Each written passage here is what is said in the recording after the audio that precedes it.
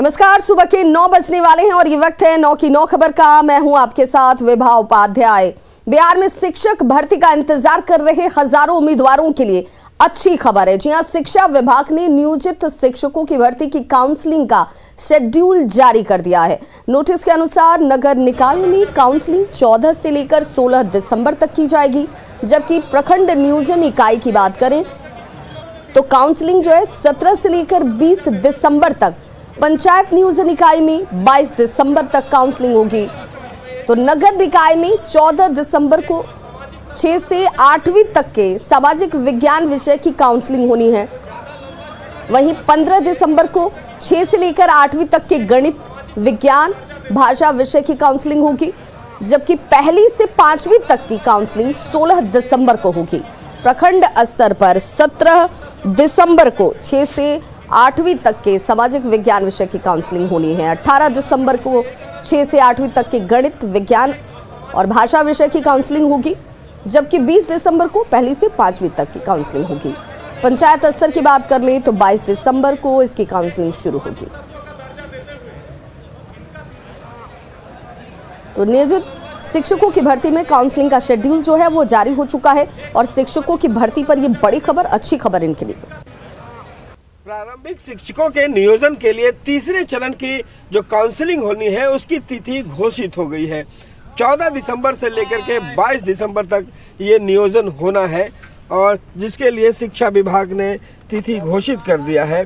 आपको बता दें कि अभ्यर्थियों के लिए काउंसलिंग जो की जाएगी वो लगभग 1400 नियोजन इकाइयां हैं और इस 1400 नियोजन इकाइयों में लगभग 13,000 पदों के विरुद्ध नियुक्ति जो है वो होनी है।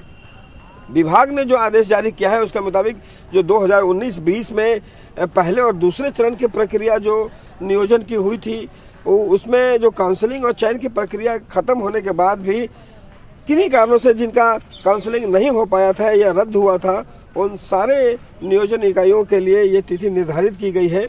और आपको बताएं कि जिस ढंग से ये पूरा कार्यक्रम बना है, नगर निकायों की अगर बात करें तो 14 दिसंबर से लेकर के 16 दिसंबर, जिसमें और उसके बाद प्रखंड नियोजन की जो इकाइयां हैं वहां पे 17 दिसंबर से लेकर के 20 दिसंबर तक ये पूरे नियोजन की जो तिथि है, जो काउंसलिंग की जो तिथि है वो घोषित की गई है।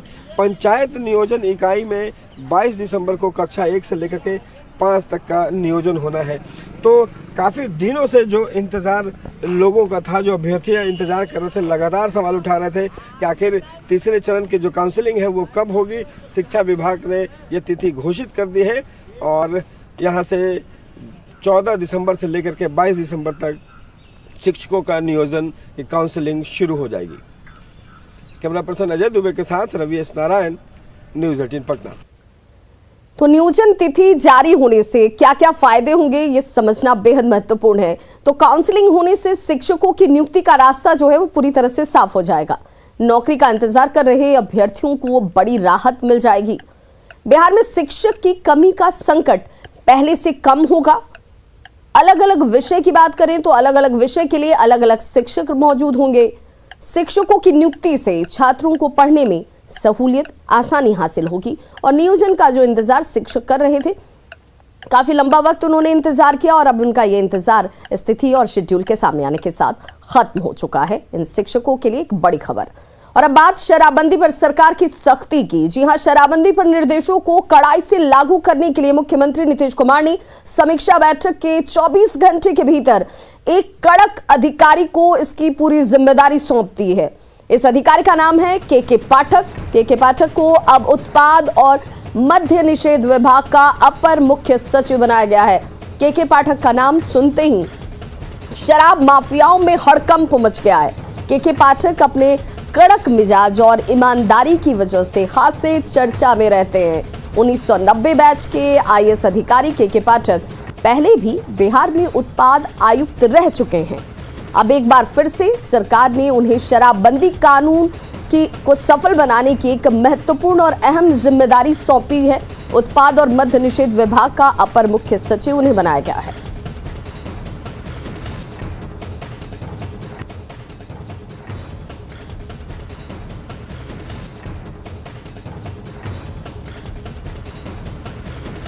तो के पाठक को उत्पाद एवं मद्य निषेध विभाग का अपर मुख्य सचिव बनाए जाने पर सियासत भी शुरू हो चुकी है। सरकार के इस फैसले पर आरजेडी और कांग्रेस ने सवाल उठाए हैं, तो जेडीयू ने सरकार के इस फैसले का स्वागत किया है।